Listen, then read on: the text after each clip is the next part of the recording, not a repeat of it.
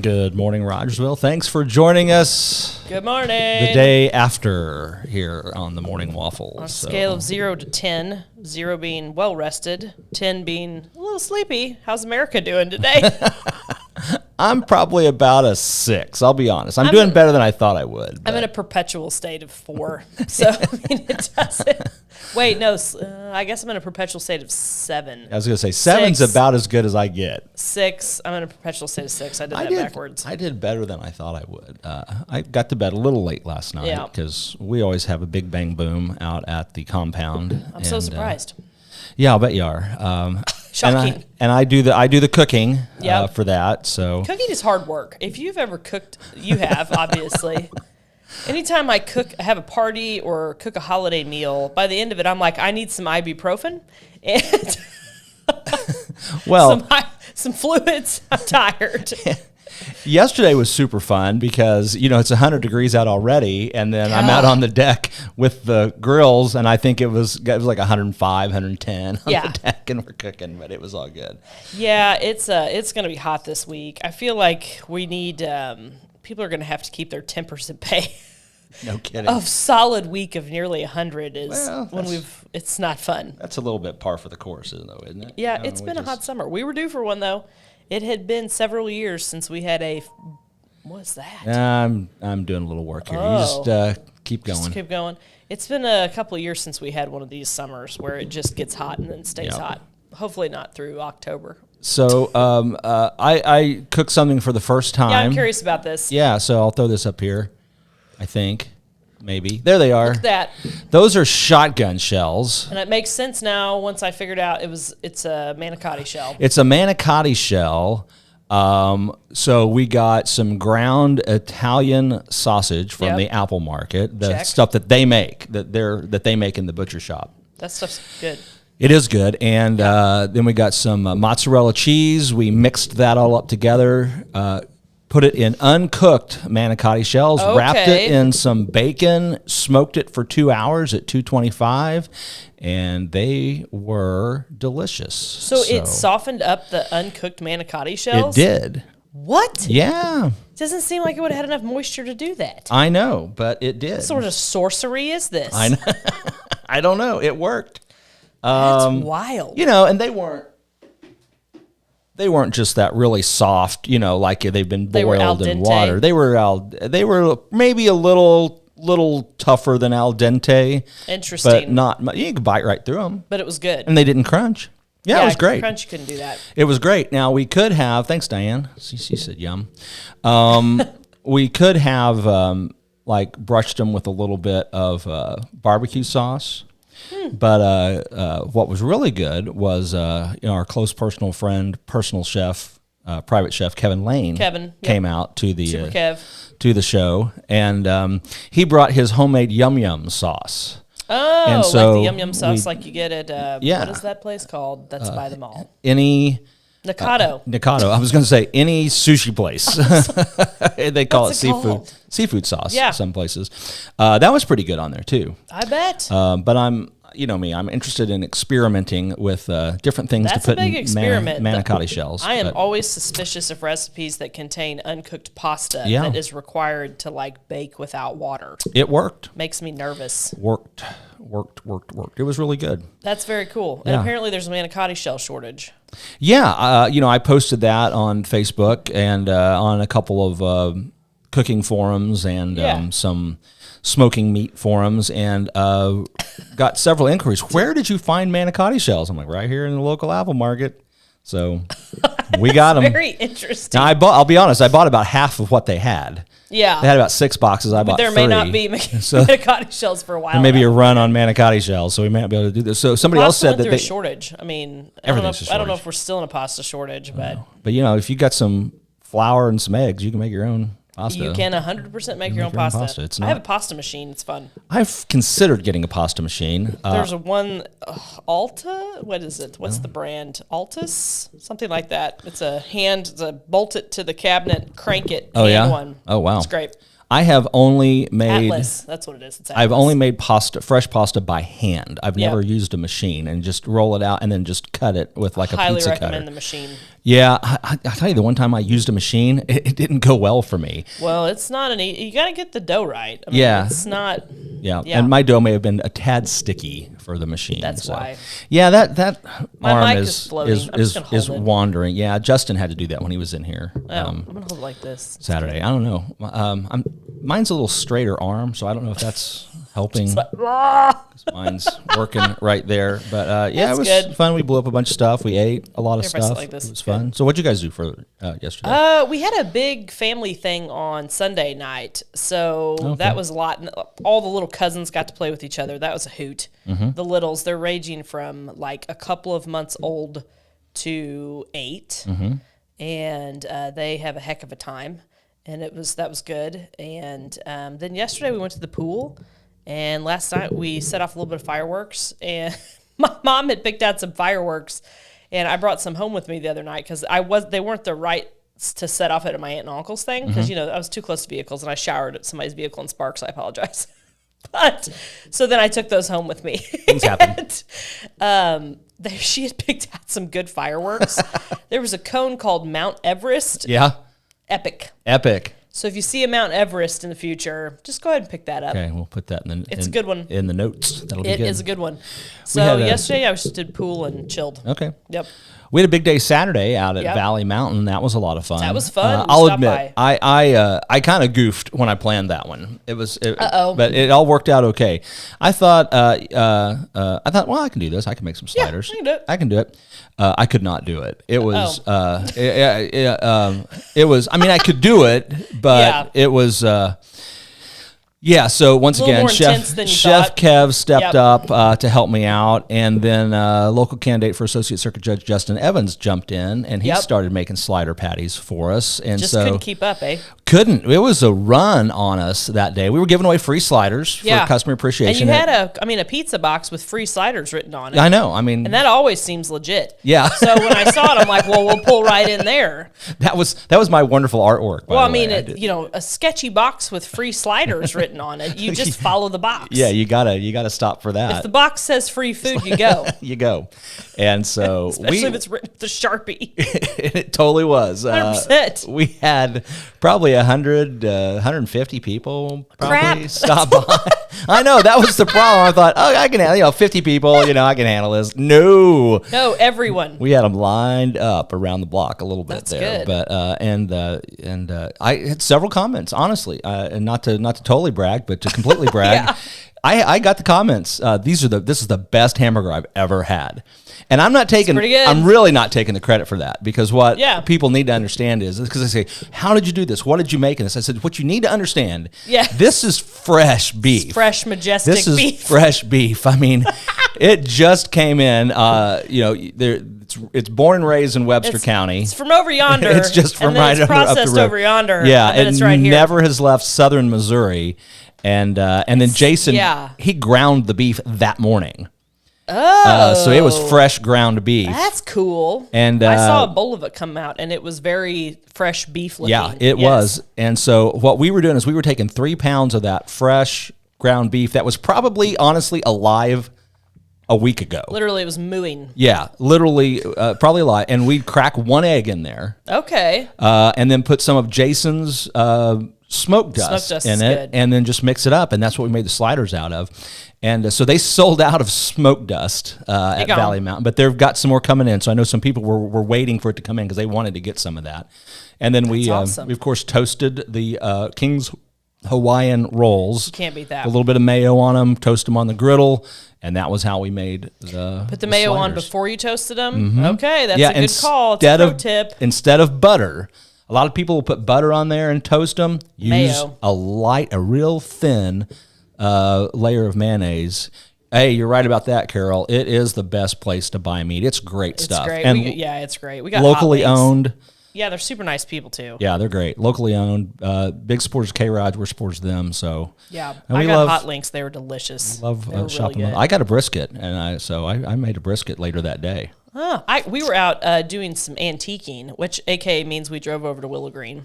And I just want to give a shout out to them because we found some really neat stuff there on Saturday, which we got right before we went over to Valley Mountain. And they also had lots of really neat plants. And if you have not been over there, if you drive by it every single day and have not popped in there, and because you can walk outside, you can look in the greenhouses, you can look in like inside where the antiques are, and they have a garden shop. It's really cool. And that's right up there. Right at 125 and 60. Yeah. So you should stop in. I know Bruce is a big fan. He likes to hang out there. It's really neat. And most of the furniture I buy is like the older stuff. So, and I've always been impressed with my finds there. So check it out. That's another classic Rogersville thing. We love local. And speaking of local, so this was kind of one of those serendipitous convergence of information that all happens at the same time that produces life change. Oh, I'm excited. So somebody had recently posted, thanks, Terry. Yep. Good thing. Valley Mountain. That's awesome. So somebody recently posted about a new local trash service, M3X, yes. I think. Yep. And they were like, it's $19 a month. I'm like, well, that sounds interesting. Yeah. But it was not top of my list to consider my trash service. Yeah. Usually you don't consider it until you have some really big problem. Enter serendipity. Because they emailed me my 3-month bill with fuel charges for $260 from my trash service that I'd been with for, I found out, 20 years. Holy crap. And, I'm kind of looking at this, I'm going, $57 for a quarter versus $260. I mean, the fuel charges on this bill from this company that I'd been with was more than what M3X was going to charge me total.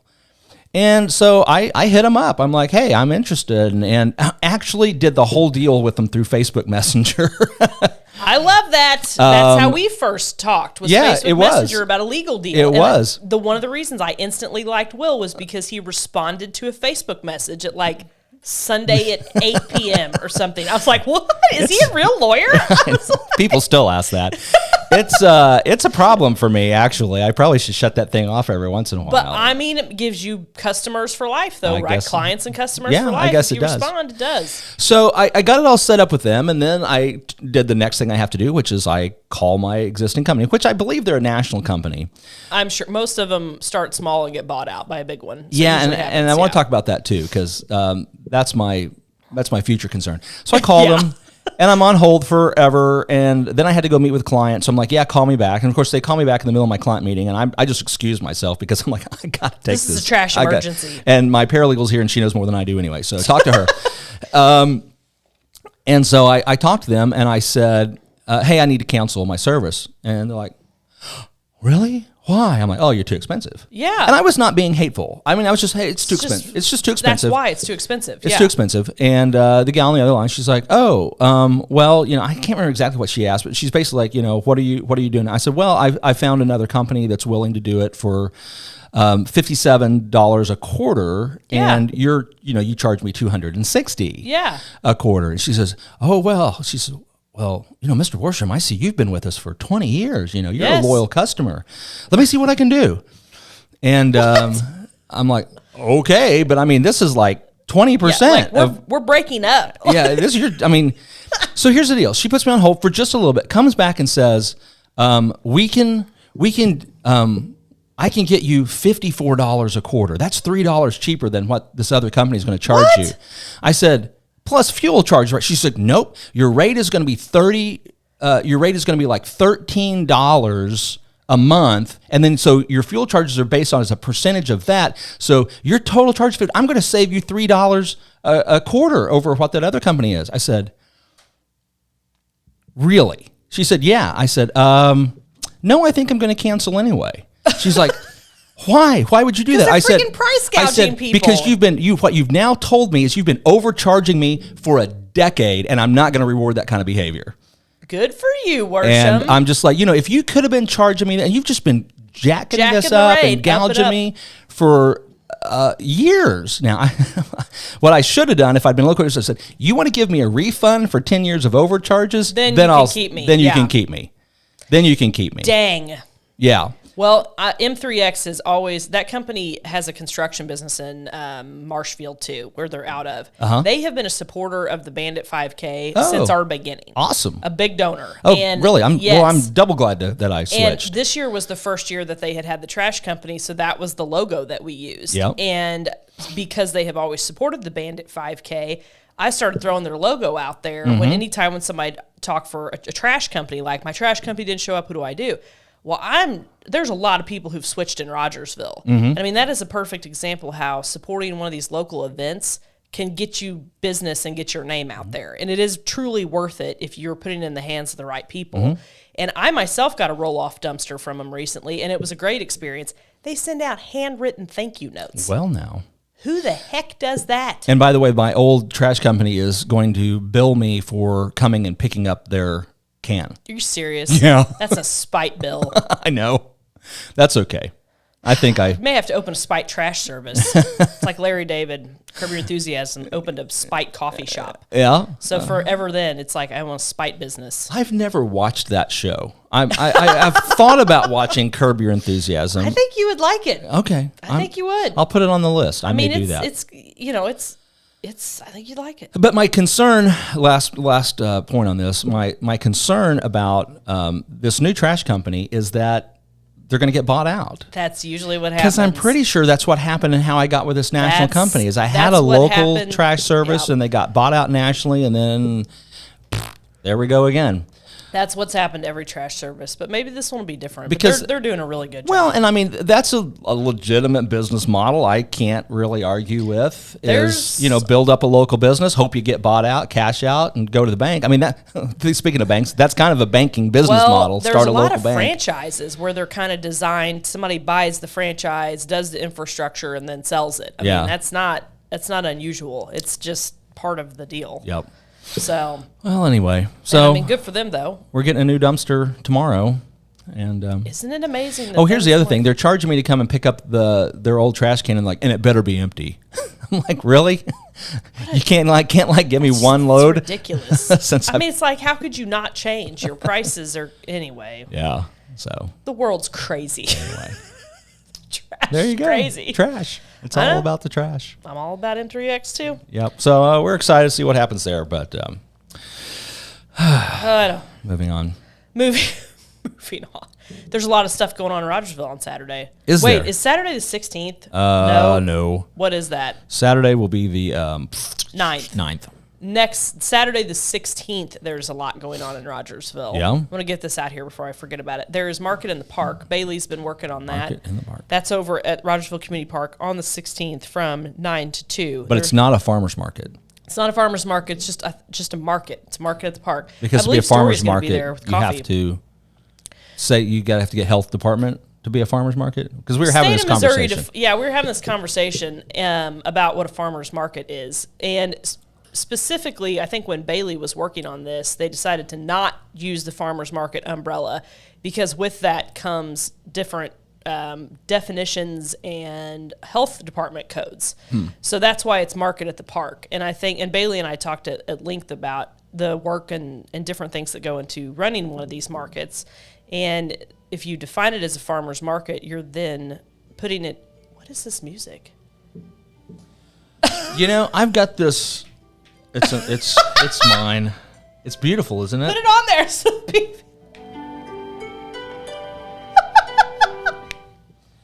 So I was playing with an alarm app, and I've got it turned on for 8 o'clock now, and I can't, for the life of me, figure out how to shut it off because the app's not even running. I'm sitting here talking about farmers markets, and then I hear angelic music, and I'm like, lovely music. Are we okay? Yeah, Did we just die? What happened? See? And I don't know how to shut it off. I have no idea. You can uninstall the app. But I don't want to because I like the app. Okay, I don't know then. I just needed to not do that anymore. So anyway, the Missouri has. Okay, I think I just got it. Yeah, I think Department of Agriculture has defined what a farmer's market is, and so has the health department, the Greene County Health Department. So when you have to follow certain regulations if you're running a farmer's market. Mainly, you got to be in touch with the health department about your vendors because you're selling in general food. I mean, right? Yeah, so you got to make sure that your vendors have their certificate from the... Yeah, you got to make sure that everybody's up to snuff on their health specifically department. Greene County in this one. Because it's at the park, Somehow we goofily got our park in Greene County. So that's just it. And so that's one of the reasons why Bailey's just running it as a market is because, you're not defining it as something that's got, more regulations. And it's just like City of Rogersville defines on their farmer's market license what a farmer's market is. It says on there. But that's really weird, though, because are there things she can't do at this market? I don't know. That can't happen? I don't think so because... Well, then why bother? I don't know. Okay. I don't know. Why did you bother? Why did I bother to run the farmer's market? Or why? As a farmer's market. Oh, because I didn't. I wanted to focus on food, not crafts. So there's going to be more crafts here, probably. Yeah. I see. There's going to be a blend of everything, but no, I wanted it to be focused on food and farm vendors versus crafts. Got it. And because I don't have a passion for crafts, I do love food. Yes. Right there with I you. appreciate crafts. I love food. That's pretty. Can I eat it? Yeah. Nope. Some of those candles look like you can eat them. Yeah. Some smell like you can eat them. But no, so that's why. So Bailey wanted, and Bailey does really neat crafts. I mean, she does. So I mean, that's her passion. So there is a big difference, and it's kind of crazy. The farmers market route. I mean, there's a lot of outlets that you can go down that because there's a lot of support for those for supporting local farmers, right? Well, and Seymour's got a good one. Yeah, I need to go visit Seymour's. I need to see Jim, my honey guy. If anybody sees Jim, my honey guy, can you send him my way? Okay. I need to see Jim. I do know Mike Spices is going to be out there. I know, and Mike's great. Yeah. Well, and you can also, so you can go to Market in the Park, and then you can go to Sassafras Festival Under the Trees. Our friend Valerie, who comes to coffee, she's hosting that on the 16th out on, if you know where the Christmas lights inflatables are on B, then you know where Northtown. Sassafras Festival Under the Trees is. Well, there you go. She's going to have like 40 vendors and food trucks. And so on the 16th, you can literally come to Rogersville and just enjoy vendors and local food. It's going to be awesome. So my landscaping's about done. That's exciting. Which was, we got that done to solve our water problem.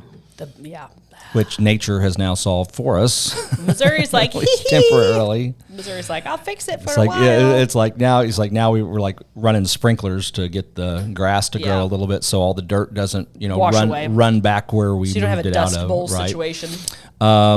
But it was a little touch and go there for a little bit because it was Keith Snyder, great guy, getting a lot of work around here. Does a fantastic job. Did the work at the park, and so we talked about what we wanted to do, and Keith got a little bit of cash, a couple of guns, and some legal work, and I got some landscaping, and it was a good deal, and so I wanted a pond, a little bit of pond there. It's a very small pond, but he's digging out the pond, and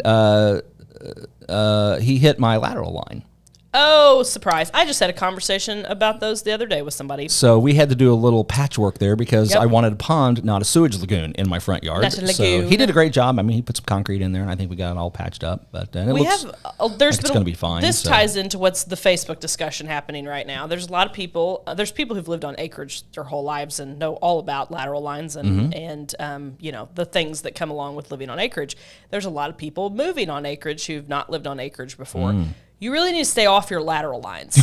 And here's the problem. Yeah, you do. Here's the problem. If you didn't install the septic tank and don't have a map of it, you don't know where it is. You don't know where they are. You can have a general idea of where they are. You can assume where they are. And that's kind of what happened to Keith. We knew where it was. Yep. But it was like 3 or 4 feet deep. I mean, it was deep. Yeah, they're deep. And so once he gets, a couple of feet down, ours was deeper than they normally are. Okay. Yeah. So he got a couple of feet down, and he thought, okay, it must have stopped and it must not come out this far. Not gone this way because so then he's just seen them by now. Yeah. Then he's just digging, and bam, there it was. Boom. So yeah, you don't want to be driving like heavy equipment or put a shop building or anything like that on top of your lateral lines because it can crush them. Yeah, and you don't want to crush lateral lines because then what happens? You have sewage backups into your house. Yep. So that's our friendly realtor tip of the day. There you go. Stay off of your lateral lines. But I think a lot of people are moving on to acreage right now because they want space and they want some freedom. Yep. And this gets debated every 4th of July because people comment about fireworks in town and on acreage. A lot of times the acreage folks who comment about it are concerned because their livestock goes nuts and their animals. And then in town, they're concerned because there is a limited amount of time in town you can shoot fireworks, but that rule isn't followed. Sure. It's the 4th from, I think, sometime in the morning till 10 p.m. In the city limits of Rogersville, only on the 4th. Yep. And then so every year it gets posted on the residence page, and every year there's support for it, and then, you're an idiot. People say that. I'm not saying that, but people say that. And so I don't know what my opinion is on that. I'm kind of like, be respectful of your neighbors and have fun at the same time. I don't know. Yeah. I don't know. I mean, the point that was made, though, this time that makes better sense, fireworks keep getting bigger and bigger that people are shooting off at home. True. Yeah, that's true. And you used to not be able to get some of these mortar shells. Yeah. I mean, I remember being able to buy mortar shells as a kid because we bought them. But I don't recall these like 100-shot mortar shell canisters. So I hadn't thought about that. That's a good point. I don't know. Here I think is kind of where I would ultimately probably personally feel about that is. Yep. It's the 4th of July. Yeah. Let's do this thing. Let's do it. And I mean, once it's the 5th of July, it's no longer the 4th of July. So I would say, yeah, my opinion, you're good till midnight. I'm sorry if it keeps you up and you can't sleep, but you know what? We've all had bad night sleeps before and got up and gone to work. And this is a pretty good reason to have a bad night's sleep, is celebrate a really good thing. And so I'm kind of a fan of it. The interesting thing about, I saw the post about this year was the first time I saw somebody posting about our livestock being bothered by that, because listen, I've lived on a horse and cow farm for 50 years. Yep. And we've never had livestock have a problem. I mean, we had cattle, and I don't recall. We're out, literally, we're out in the cow field last Sunday shooting off AK-47s and AR-10 308s and all. Probably used to that. That's a good point. They probably are a little bit used to that. But the cows are like coming out going, "What you doing?" The cattle are soothed by the sounds of the AR-15 firearms. But no, we've just never had. So that's the first time I've seen that. Now the dogs, I understand that, because the dogs, they do freak out, and poor dogs. Poor dogs. I feel sorry for the dogs. I really do. The cats are great. They're like, what is going on? The cats are like, is everybody okay? Cats are sleeping through it. They're like, the dogs are like, ah! Really are. I don't know. Well, and I think a lot of it depends on the situation, because if you've had a neighbor that's been blasting fireworks off since the moment the tin opened, and until late evening, that becomes a different situation than going nuts the weekend or day of the 4th. Yeah, that's true too. I think. That's I don't know. Well, I don't have that much money to be blowing up that many fireworks. Holy cow. Holy Moses. Yeah, I don't know. I let my dad buy the fireworks. I didn't even buy fireworks this year. I was like, I just don't want to light money on fire today. Yeah, I mean, I'm not in the mood. Proudly done it in the past, sure, but not this year. I don't know. But you raise an interesting topic, and it's a good realtor lawyer crossover. Is when you're looking at buying property, people look at a lot of things. They look at it's the school district, blah, internet. blah, blah, blah, that's a big one. Internet, school district. Can I get high-speed internet? Yep.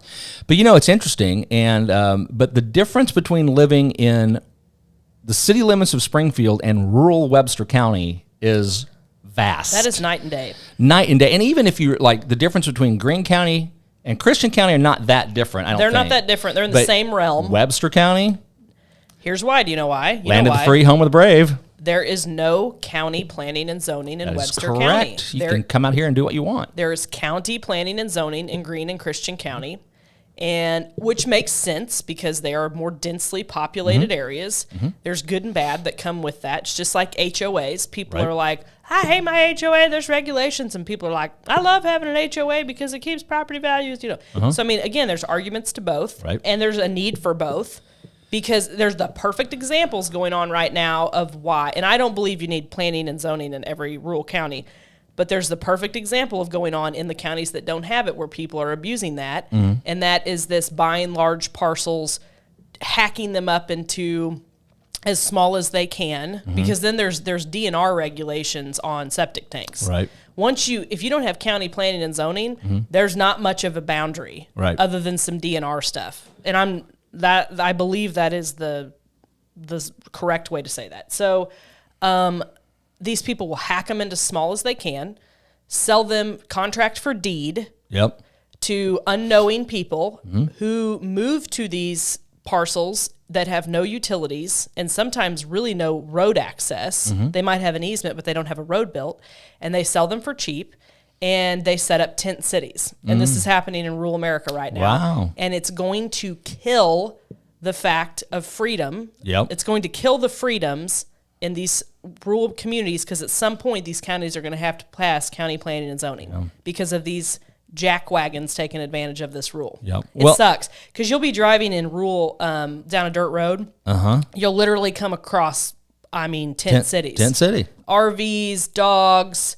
They say they're not dumping their waste on the ground, but they're probably dumping their waste on the ground. And it's disgusting. It's the most infuriating thing. But what I think is interesting about that is people don't, that's not the question that people ask. I don't think about, what's the zoning going to be like here? And so you get people that buy in Greene County and they think they're going to build something, and then they find out, nope, no, you're not. No, you're not. You're not going to do that. You might, but it's going to be painful. Yep. As good and realtor, or vice you're supposed versa. to let them know about that. Yeah. That's one of the things that we talk about when we're showing land. You're in this county. This is what you're getting. Or, you're buying in Christian County. You need to call Christian County Planning and Zoning and ask them, say, I'm thinking about doing this. I'm going to buy a lovely 4.5 acre lot in Greene County to build my house on. How's that going to work? It's not. It's not. Yeah, you got to have 5 acres, right? You got to have 5 acres, or it's got to be grandfathered in. And Yep. then sometimes it can be 3 acres if these crazy stipulations have been met, but that's not the case. Yep. And I'm have knowledge in this, but I'm not an expert in it, because it's such a, I don't know all of the rules of Greene County Planning and Zoning. And who wants to? So I'm going to reference you to call Greene County Planning and Zoning. And it's, yes. But, you come out to Webster County, you can... There's no rules. There's no rules. You can kind of do what you want. Yeah. And and I'm not saying I have my opinion, but I'm not saying publicly today, which I think is better, although you probably can figure it out, what I think is better. But you should know so that you can make an informed decision. I want to live in Greene County because I want to make sure things are this way, or I want to live in Webster County because I want to do what I want. And I don't care if my neighbors do what they want. And that's the thing too. Then you have to accept. I showed a property the other day, and I'm like, it was in a subdivision, but it was in a subdivision that had a rural subdivision, let's say, and it had very few covenants. And I'm like, you can do what you want, but that also means your neighbor can do what they want. So you have to accept the fact that somebody could move in next door and just make an absolute nightmare situation, and there's nothing you can do. So that's why, we have 120 acres. Yeah. So, we're insulated from our neighbors. You have a buffer. We have a buffer from all that stuff. But it's all good. So, it's going to be an interesting thing to see how that plays out over the next 5-10 years in Missouri, because we have had this issue with these. Well, that's why Mountainside Outfitters moved from where they were in Greene County out to where we're at near us in Webster County, is because Greene County kept giving them all kinds of trouble about running their business. Yeah. And it was a great move for them. They're on the highway. Yeah. People drive by and they're like, I got to check that place out. And their parking lot is full all the time. It is a very real thing. And it's like Disneyland for, guys like me. Well, and, we've had different conversations recently. There's city rules that you have to follow as well. And, you can't just be like, I'm going to open a business and put a sign on your business and open up. It doesn't work that way. No, it doesn't. You have to check into what the rules are. And you're going to find, if you're in a city or in a county with P&Z, we're going to have some rules. There's some rules. There's a lot of rules. So. All right. Well, what are we going to do until next week? I have no idea. We need to find us a guest for next week. Yeah, I need to find a guest for next week. Maybe Chris. Is Chris coming back? I don't know. I need to ask Chris when he's going to be back. He's like a regular guest now. He's going to be a regular guest. Again, I wasn't going to try to drag somebody out of their 4th of July fun to be a guest this morning. I was like, I'm just going to let him sleep in. Will and I can talk about nothing forever. That's true. We can do that. We can ramble on about nothing really until everyone's tired of hearing it. Yeah, which we're probably hitting we're going to jump the shark here any minute. There. So we'll go ahead and shut it down. Oh. Good morning, Tatiana. Tatiana just got here. Bye. And we're done.